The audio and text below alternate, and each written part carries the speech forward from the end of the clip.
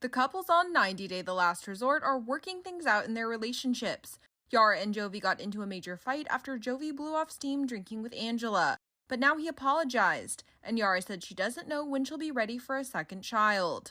If we have a problem, facing the problem, not like running away and drinking all that stuff. We need to talk about having a baby. That's bothers you so much.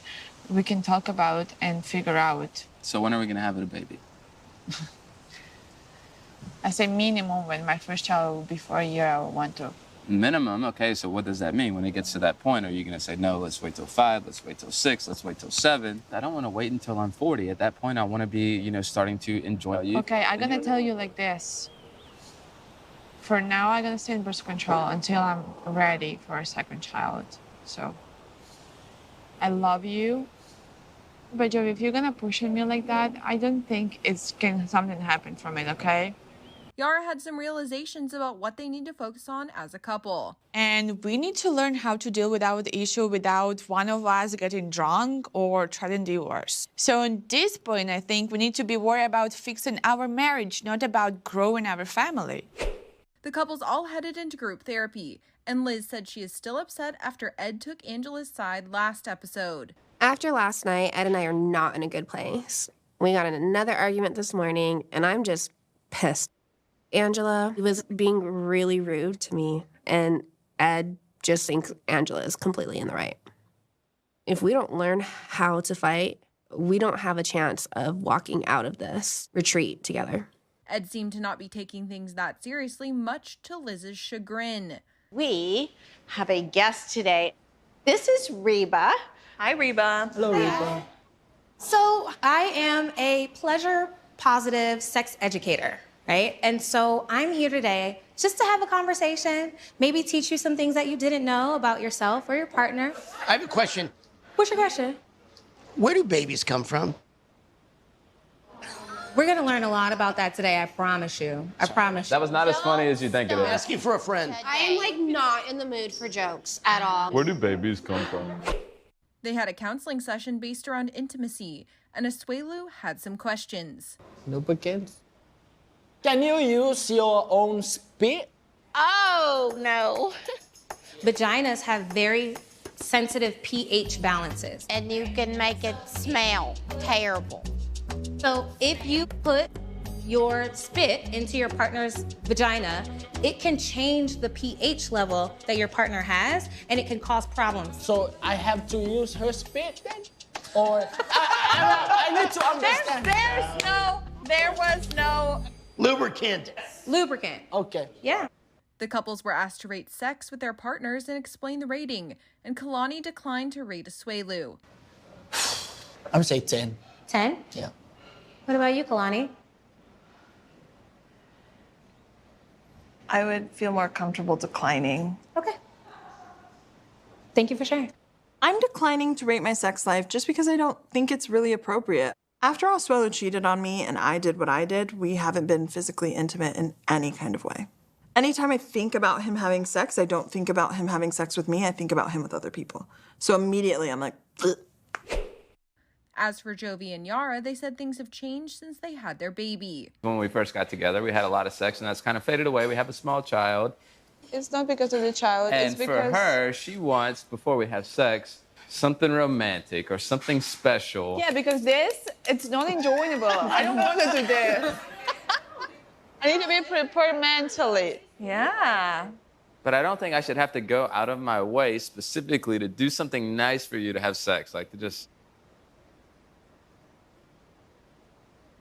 When you have children, spontaneous desire becomes further away. Absolutely. The more responsibility you have in the household. The other thing is our bodies change as we have babies. You're in a space where you can have spontaneous desire, right? Your partner is not. Liz had an even more brutal rating of her intimacy with Ed. So we started out as an 11. Okay. And over time, it's probably about a 5. Would you agree?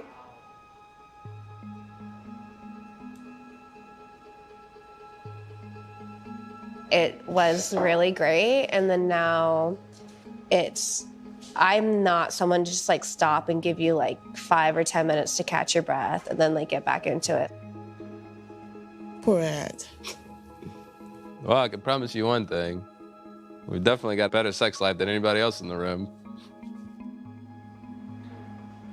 It's like, I prefer to get myself off. Ed was not happy about how things went down. Babe, I'm pissed because you kept throwing missiles at me. I wasn't That's not throwing fair. missiles. I'm You being were intentionally honest. trying to embarrass me. No, I wasn't. I'm Yeah, being you were. honest in therapy. You weren't right. No, you weren't. I'm getting frustrated with Ed right now. Again, another example on Ed saying that he's trying, but he's not. He is not taking this class seriously. If I'm willing to leave my whole life behind to move with him to Arkansas, he better start getting his together. Yes, I was. No one else was complaining about their spouse. Shut up. Later, Liz expressed how annoyed she gets when Ed starts making jokes during serious moments. Like, I was rolling my eyes the whole time tonight, every time you try to make a joke, because you can't be serious in the moment. I'm just looking for that laugh. Like, sometimes, like, I need you to be serious. I need to calm down my comedy, because the minute things get serious, or if I get nervous, I go funny. And I'm sorry for making jokes instead of paying attention. But I know, I just don't want you to think I'm taking this lightly. I'm not. I'm serious about us. I want it to work. And I just feel us, slipping away. They did seem to have a breakthrough moment as a couple. I never made you feel like I had your back. And I'm realizing that.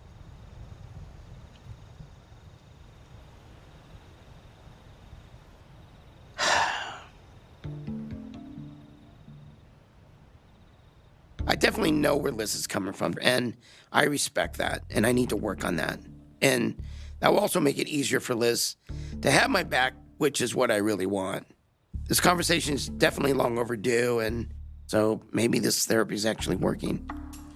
Now we know what the problem is, and we both work on it. I'll be serious when it's time to be serious. And I know you have my back. I just need to feel it. On the opposite end of things, Kelly and Molly continue to remain distant and seem to have communication issues. So much so that Kelly left in the middle of their conversation with a therapist. In this moment, I don't feel like he can take care of me. Not emotionally, not financially, not physically, not sexually, not mentally. And he probably feels the same. Listen. Kelly, I can't deal with a liar. I can't. And I'm done.